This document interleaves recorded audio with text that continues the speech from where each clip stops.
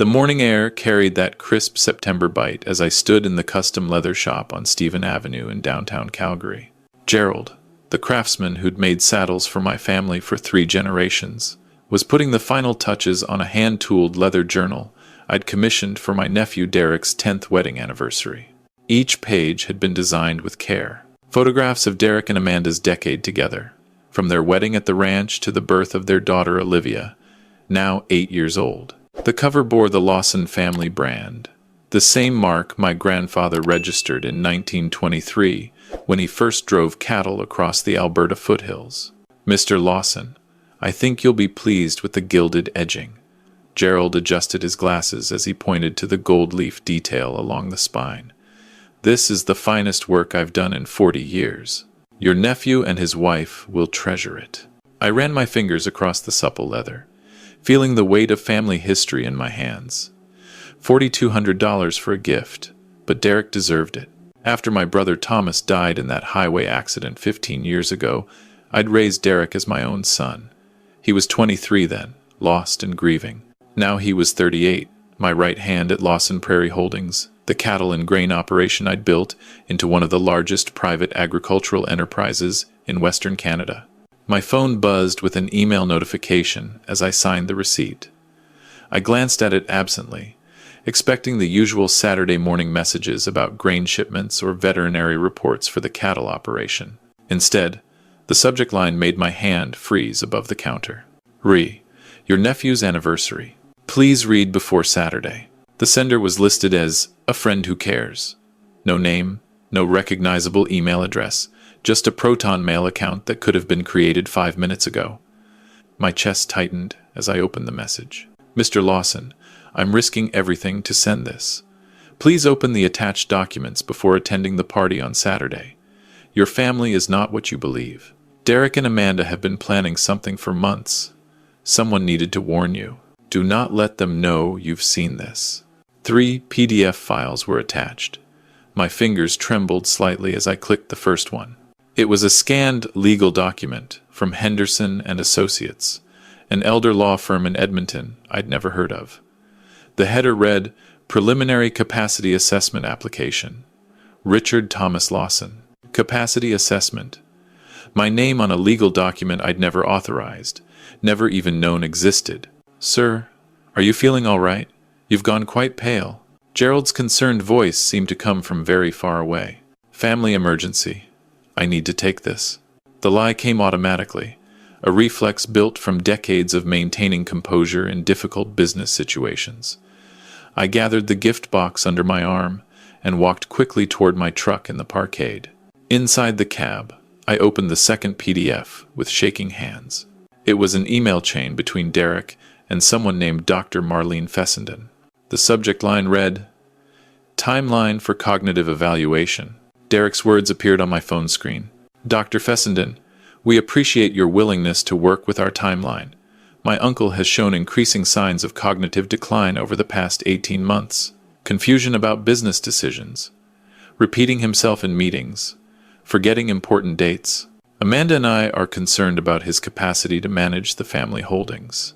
We need the evaluation completed before he makes any more questionable decisions about the ranch's future. The assessment should be scheduled for September 15th, 3 days after the anniversary party." Dr. Fessenden's response was clinical. "I understand the family's concerns.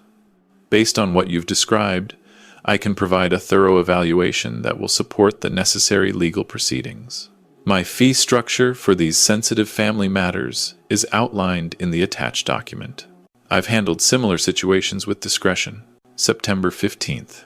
3 days after Derek's anniversary party, the celebration I'd been planning for months, the event where I'd intended to announce my retirement and formally transfer majority ownership of Lawson Prairie Holdings to my nephew. The third PDF was a financial analysis prepared by Amanda.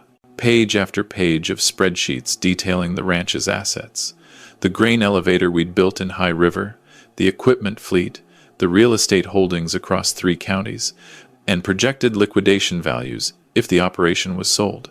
At the bottom of the final page, in Amanda's handwriting, was a note. Conservative estimate, $47 M liquid after property sales. Enough to cover all debts and relocate. Derek agrees the timing is right. Uncle Richard won't know what's happening until it's done. I sat in my truck for 31 minutes, reading and rereading the documents. Shoppers walked past on the sunny Calgary street, carrying bags from boutiques and cafes, living normal lives unaware that the foundations of my world had just crumbled. My phone showed 7 missed calls from Derek. I couldn't bring myself to answer. What would I say? What could I possibly ask that wouldn't reveal I knew about their plan? Instead, I started the engine and drove. Not west toward the ranch near Okotoks, but east on the Trans-Canada toward Banff. The mountains had always been where I went to think, ever since Catherine passed 12 years ago. The familiar route along the Bow River provided no comfort today. The water ran cold and clear beneath an overcast sky, indifferent to the betrayal burning in my chest. I checked into the Fairmont Banff Springs without luggage, paying cash for a room overlooking the valley. The clerk didn't ask questions when I requested complete privacy. Room 847 was elegant and quiet. Floor-to-ceiling windows offered views of Sulphur Mountain, but I pulled the curtains closed immediately. I needed darkness to think, to plan, to understand how the nephew I'd raised had become someone I didn't recognize. I forwarded the anonymous email to my laptop and printed all 3 PDFs at the hotel business center. Then I sat at the desk with a legal pad and began making notes, applying the same methodical analysis I'd used for 40 years in agricultural business. Question 1. Who sent this warning? Who had access to these documents and cared enough to risk exposing the conspiracy? Question 2. How long had Derek and Amanda been planning this? The emails were dated over 4 months back. This wasn't impulsive. This was calculated. Question 3. What debts was Amanda referring to? She'd mentioned covering debts in her notes. What had she gotten into? My phone rang at 5:23 p.m. Derek again. This time, I answered, keeping my voice carefully neutral. Uncle Richard, where are you? You were supposed to come by this afternoon to taste the caterer's menu samples for Saturday. I forgot. Been running errands all day. The lie came easily. Picking up your gift. Actually, you and Amanda are going to love it. That's great, but we were worried. You didn't answer your phone for hours. His voice carried an edge of something I now recognized as calculation rather than concern. Are you feeling all right? You seemed confused at the board meeting last week. There it was. The setup, the careful documentation of my supposed cognitive decline. Just busy. You know how it is before a big event. I'll see you tomorrow for brunch at the ranch like we planned.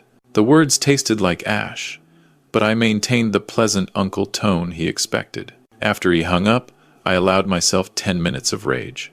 I paced the hotel room, my hands clenched into fists, my breath coming in harsh gasps. Derek was the closest thing I'd ever had to a son. After Catherine died, he'd been my anchor, my reason to keep building the business instead of selling and retiring to the coast. Every expansion decision, every new parcel of land, had been made with the thought that someday Lawson Prairie Holdings would be his legacy. And now he wanted to steal it.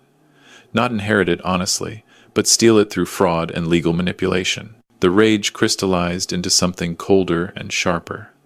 I'd built a $47 million agricultural empire from the modest ranch my father left me. I'd survived the BSE crisis, the 2008 recession, the pandemic, countless challenges that would have destroyed weaker operations. Derek had made a fatal error if he thought his uncle would be a passive victim. I opened my laptop and began researching. Henderson and Associates specialized in elder law and estate planning. Their website featured testimonials from satisfied families who'd protected their loved ones through guardianship arrangements.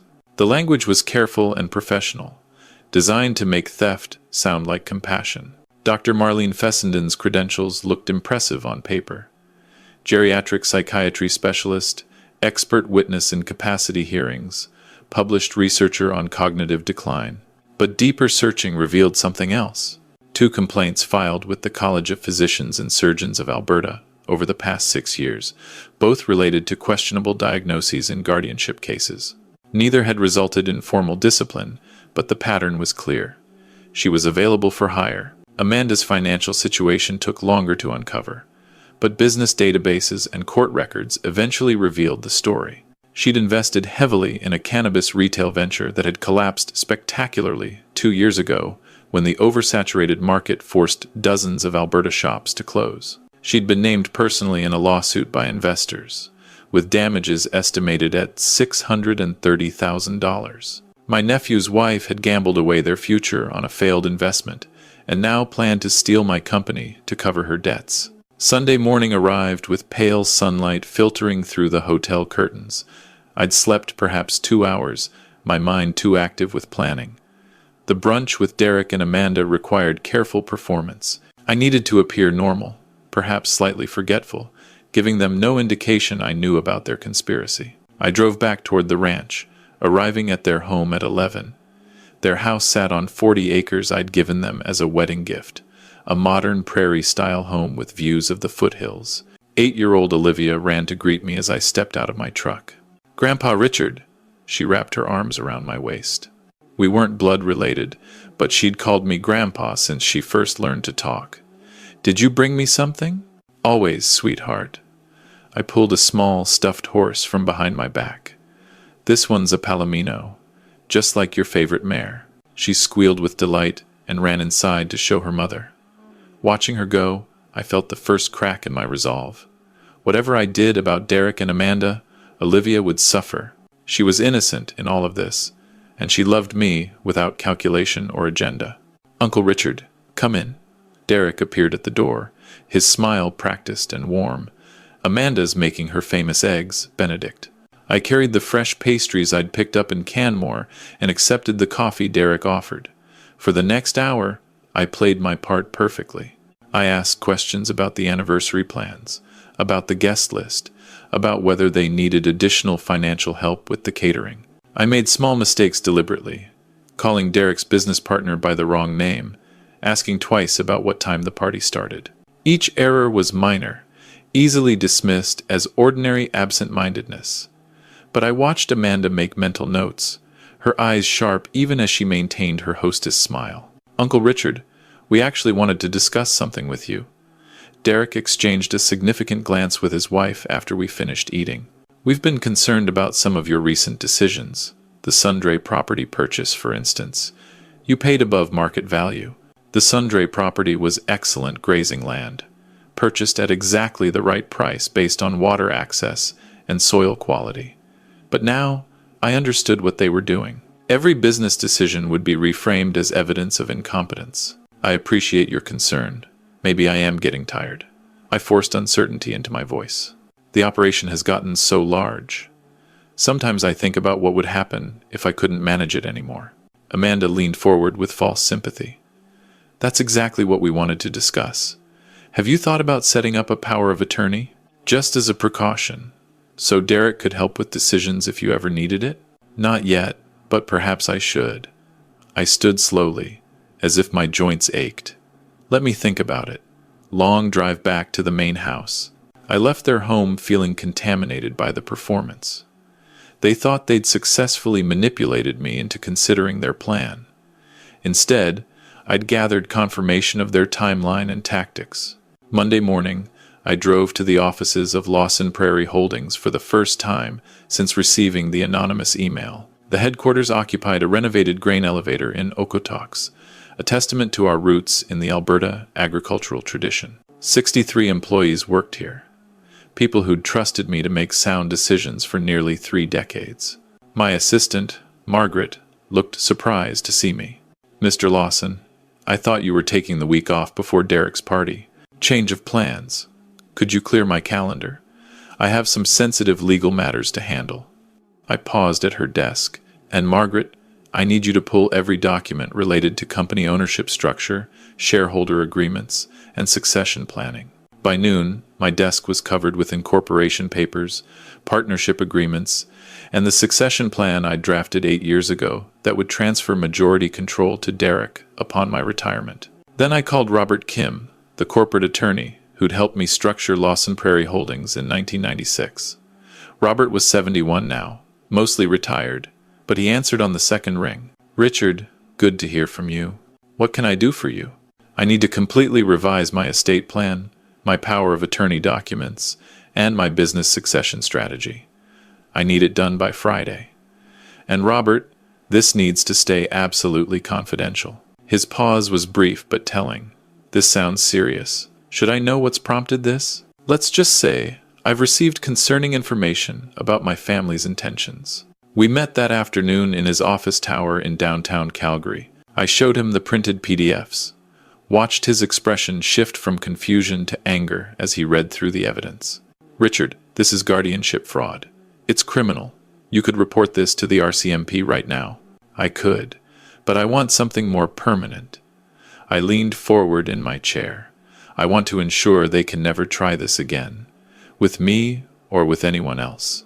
What I need from you is a comprehensive legal strategy that protects my assets, protects the company, and exposes exactly what they tried to do. Robert Kim smiled grimly. Then we have a lot of work to do. Let's start by documenting your complete mental competency. We'll need current medical evaluations from multiple independent physicians, cognitive assessments, financial decision-making capacity tests, everything that will make their fraudulent claims impossible to sustain. Over the next 3 days, Robert orchestrated a comprehensive legal defense.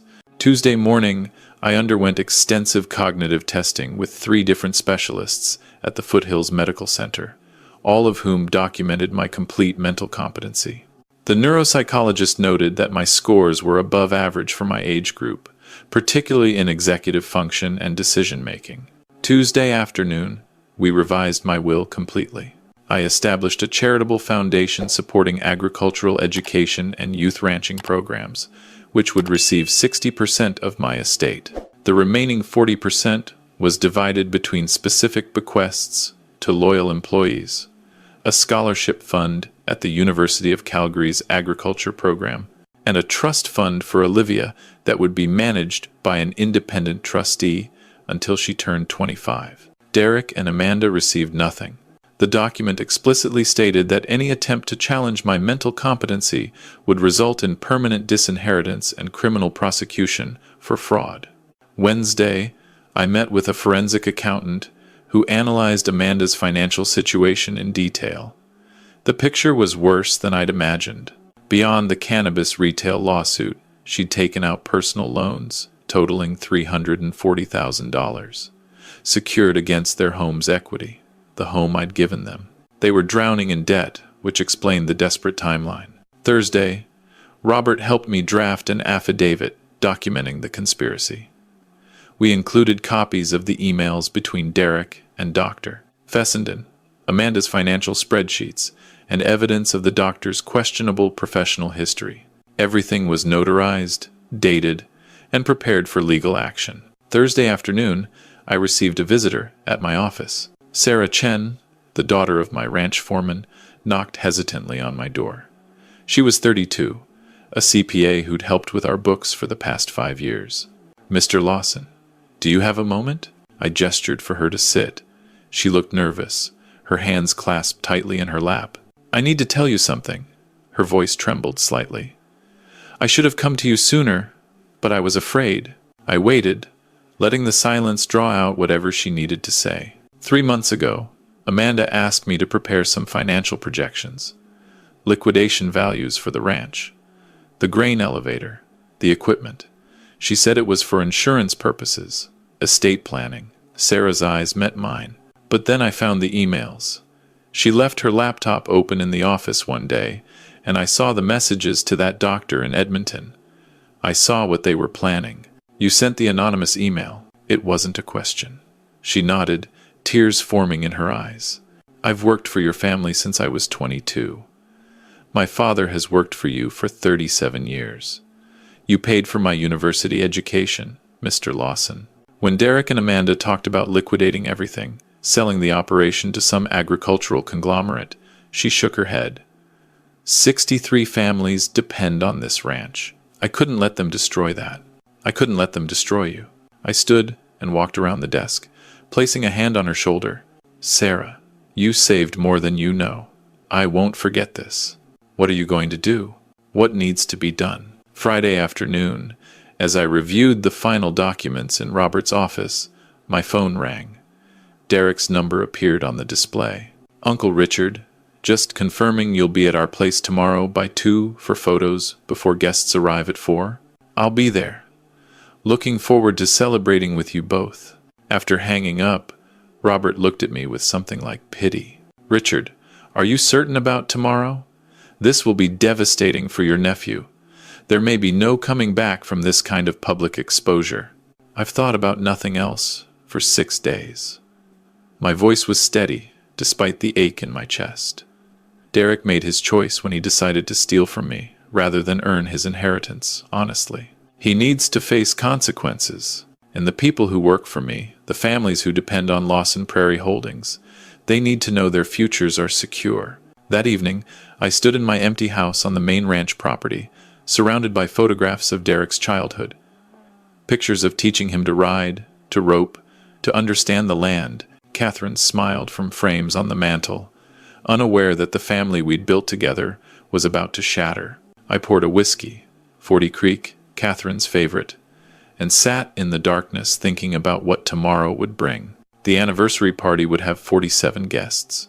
Derek's business associates, Amanda's family from Edmonton, neighbors from the ranching community, friends who'd known us for decades. They would all witness the revelation. Part of me wanted to find another way. A private confrontation that would spare Derek public humiliation. But Robert had been clear. Public exposure was the only way to ensure they couldn't simply try again later with a more carefully hidden plan. The witnesses, the documentation, the undeniable proof presented in front of people who mattered in their professional and social lives. That was the protection I needed. Saturday morning arrived too quickly. I dressed carefully in a western-cut suit and my best boots, appropriate for an anniversary celebration in Alberta ranch country. The leather-bound photo album sat in its gift box on my passenger seat as I drove toward Derek's house. I arrived at 1:45 p.m., deliberately early. Their home was already decorated with silver and white streamers, elegant flower arrangements, and a catering setup on the back deck overlooking the foothills. The Rocky Mountains rose in the distance, their peaks already dusted with early September snow. Everything looked perfect. A celebration of successful marriage and family prosperity. "Uncle Richard, you're early." Derek embraced me at the door. "Come help me test the sound system for the toasts later." I followed him into their great room, where a professional audio setup had been installed. Large speakers, a mixing board, a projector, and screen for displaying photographs during the speeches. Perfect. "This is quite elaborate." Amanda put together a whole presentation. Derek confirmed proudly. 10 years of memories, messages from friends who couldn't make it, that kind of thing. We'll project it during dinner. Excellent. I'd like to add something too, if that's all right. I have some special materials I'd like to share. A tribute to your marriage and what family really means. Derek looked pleased. "Of course, Uncle Richard. That's really thoughtful. Do you have the files on a USB drive?" "I have everything on my laptop. I'll connect it when the time comes." Guests began arriving at 3:30. I circulated through the growing crowd, greeting people I'd known for years. Derek's business partners from the agricultural consulting firm where he worked. Amanda's parents, who'd driven down from Edmonton. Neighbors from ranches across the foothills. Old friends, community leaders, a complete cross-section of everyone important in their lives. Olivia found me near the appetizer table, tugging on my jacket. "Grandpa Richard, will you sit next to me at dinner?" I knelt to her level, my heart breaking at her innocent smile. "Of course, sweetheart. I'll always be here for you." By 4, 47 people filled the house and grounds. The catering staff moved efficiently with hors d'oeuvres and champagne. A guitarist played soft country music near the garden. Everything was exactly as it should be for a milestone anniversary, except for the laptop case I kept close beside me, containing evidence that would end all of this. At 5:30, Derek tapped his champagne glass for attention. The conversations gradually quieted as guests gathered in the great room. "Amanda and I want to thank everyone for coming to celebrate with us today," Derek began, his arm around his wife's waist. 10 years ago, we promised to build a life together, and we couldn't have done it without the love and support of family and friends. Amanda took the microphone next, her voice warm with practiced emotion. We're especially grateful to Uncle Richard, who has been like a father to Derek since he lost his own dad. You've been so generous, so supportive, always there with guidance and love." She raised her glass toward me. "To family, and to the bonds that hold us together." The guests echoed the toast. I raised my glass mechanically, tasting nothing. "Before dinner," Derek continued, "we have some special presentations. Amanda put together a photo montage, and Uncle Richard has something he'd like to share as well." I stood slowly, accepting the microphone Derek offered. "Thank you all for being here today." I looked around the room at the expectant faces. Family is everything to me. After my brother Thomas died, raising Derek became the greatest purpose of my life. I've spent the last 15 years working to ensure he'd inherit a secure future. I connected my laptop to the projector. The screen behind me illuminated with my first slide, the logo for Lawson Prairie Holdings, the company I'd built from the modest ranch my father left me. But something happened recently that made me realize family bonds aren't always what we think they are. I clicked to the next slide. The scanned legal document from Henderson and Associates appeared. Preliminary Capacity Assessment Application. Richard Thomas Lawson. The room went completely silent. Derek's face drained of color. Amanda gripped his arm, her champagne glass trembling. "This document was prepared by an elder law firm in Edmonton that my nephew and his wife consulted 4 months ago." I let the words sink in as guests leaned forward to read the projected text. "It's an application to declare me mentally incompetent and place me under guardianship, not because I'm actually incompetent, but because they want control of my assets." "Uncle Richard, what are you?" Derek tried to interrupt. "Please let me finish. Everyone here deserves to know what kind of people they're celebrating today." I advanced to the next slide. Derek's email to Dr. Fessenden appeared on screen, his words about my cognitive decline and questionable business decisions visible to everyone in the room. My nephew hired a doctor with a history of questionable diagnoses to evaluate me. He scheduled this assessment for 3 days after today's party. The plan was to have me declared incompetent, take control of the ranch and the company, and liquidate everything to cover debts his wife accumulated in a failed cannabis retail investment. Amanda made a strangled sound. Her parents stared at her in horror. Derek's business partners exchanged glances, recognizing the professional implications of fraud. I clicked through the remaining slides methodically. Amanda's financial spreadsheets showing the company's projected liquidation value, documentation of her $630,000 lawsuit, the personal loans secured against their home, Dr. Fessenden's complaint history with the College of Physicians. Every aspect of their conspiracy laid bare before 47 witnesses. The room erupted in chaos. Amanda's mother was crying. Derek's business partner, Mitchell, walked out without a word. Other guests began talking urgently amongst themselves. A celebration transformed into something ugly and inevitable. "This is insane!" Amanda shouted, her voice high and desperate. "Richard is confused. He's imagining conspiracies that don't exist." I remained calm, my voice cutting through the noise. "I anticipated you'd claim that, which is why I spent this week undergoing comprehensive cognitive evaluations with 3 independent physicians at Foothills Medical Center. I have documentation of my complete mental competency. I also have sworn affidavits, notarized testimony, and a revised will that leaves you both nothing." Derek finally found his voice. "Uncle Richard, please. We can explain. This isn't what it looks like." I looked at my nephew, seeing a stranger where my family used to be. "It's exactly what it looks like, Derek. You chose money over family. You chose to destroy me, rather than earn your inheritance, honestly. You were willing to put me in a care facility, sell everything I've built, scatter 63 families who depend on this operation, all to cover debts your wife created." I disconnected my laptop and picked up my briefcase. The guests parted as I walked toward the door. Behind me, I could hear Amanda sobbing, Derek trying to explain to his horrified business partners. At the door, I paused and turned back. "One more thing.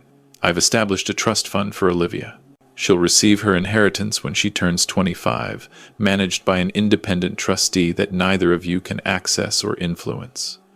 At least one member of this family will benefit from what I've built." I walked out into the September evening, leaving behind the wreckage of my nephew's anniversary party and the ruins of our relationship. The drive back to the main ranch house took 20 minutes through the foothills. The mountains glowed pink in the setting sun, but I kept the radio off, driving in silence. Robert Kim called as I pulled into my driveway. "Richard, it's done. How did it go?" Everyone knows what they tried to do. The evidence is witnessed by 47 people who matter in their professional and social lives. There's no recovering from this. Good. I'll file the supporting documents with the court on Monday morning. If they try to pursue guardianship proceedings anyway, we'll have them charged with fraud. Thank you, Robert, for everything. Inside my empty house, I poured another whiskey and sat in Catherine's chair. The house felt larger than usual, echoing with absence. My phone buzzed with messages throughout the evening. Derek calling repeatedly, his voicemails progressing from angry to pleading to desperate. Amanda's texts claiming I'd misunderstood everything, that they only wanted to help. I deleted them all without responding. At midnight, headlights swept across my windows. Through the curtains, I saw Derek's truck pull into the driveway. He stumbled out and stood on my porch, his face visible in the motion sensor light, ravaged by tears and something like shock. I opened the door but didn't invite him inside. "Uncle Richard, please. We made a mistake. Amanda was desperate about the debts, and I don't know what I thought, but we never would have actually gone through with it. We just needed help. We should have asked you. You hired a doctor known for fraudulent diagnoses. You prepared legal documents. You had a timeline. You calculated the liquidation value of everything I've built." I kept my voice flat. "That's not thinking about asking for help, Derek. That's executing a plan to steal from me. I'm your nephew. I'm like your son. Doesn't that mean anything?" It meant everything. The words caught in my throat, which is why this hurts more than any business failure ever could. I would have given you anything, Derek. If you'd come to me about Amanda's debts, I would have helped. I would have found a way. But you didn't trust me enough to ask. You decided to take instead. Uncle Richard, please. You chose to betray that relationship. Now you live with the consequences. I closed the door gently, but firmly. Through the wood, I could hear him crying. The sound of my nephew reduced to helpless sobs on my porch. The boy I'd taught to ride, to work cattle, to understand the land. Part of me wanted to relent, to find some path toward forgiveness. But Robert's words echoed in my mind. Public exposure was the only protection. If I showed weakness now, they might try again, more carefully hidden next time. Better a clean break, devastating and complete, than years of wondering if my own family was plotting against me. 3 weeks later, I sat in Robert's office, reviewing the final legal documents. The new will was executed, the charitable foundation established. Olivia's trust secured beyond her parents' reach. Lawson Prairie Holdings' ownership structure had been revised with enhanced protections against any hostile actions. "You've protected yourself completely," Robert said, closing the file folder. "Derek and Amanda can't touch your assets now, not through guardianship fraud or any other means." I nodded, feeling no satisfaction. "Have you heard anything from them?" Derek's consulting firm asked him to resign. They couldn't retain someone implicated in elder fraud, even without criminal charges. Robert paused. "Amanda's being sued by the personal loan companies now. They're selling the house I'd given them as a wedding gift. And Olivia? Amanda's parents took her to Edmonton temporarily. She's enrolled in school there while her parents sort out their situation. Their lives destroyed, just as they'd tried to destroy mine. The symmetry was perfect and hollow. Sarah Chen stopped by my office the following week. She'd been promoted to Chief Financial Officer, a position that had never existed before, but that she'd more than earned. "Mr. Lawson, I wanted to thank you for believing me, for not being angry that I sent that email anonymously instead of coming to you directly. You were protecting yourself. And you were protecting this company and everyone who works here." I gestured toward the window, overlooking the ranch operations. 63 families kept their livelihoods because of what you did. That took courage. She nodded, still looking uncertain. "Do you ever regret it? How it all happened?" I thought about the question for a long moment. I regret that it was necessary. I regret that Derek became someone I don't recognize. I regret that an 8-year-old girl lost her family because of adult greed and desperation. I turned back to face her. But I don't regret protecting what generations of Lawsons have built. I don't regret ensuring that this operation will continue for decades, employing families and contributing to Alberta's agricultural heritage. I drive past Derek and Amanda's house sometimes, though I'm not sure why. The sold sign came down last month. New owners are moving in, a young family from Calgary looking for space to raise their children. They don't know the history of those walls, the betrayal that unfolded inside them. Olivia's trust fund grows quietly in managed investments. In 17 years, she'll receive enough money to start her adult life with security and options. I've written her a letter explaining what her parents tried to do and why I made the choices I did. Maybe she'll understand.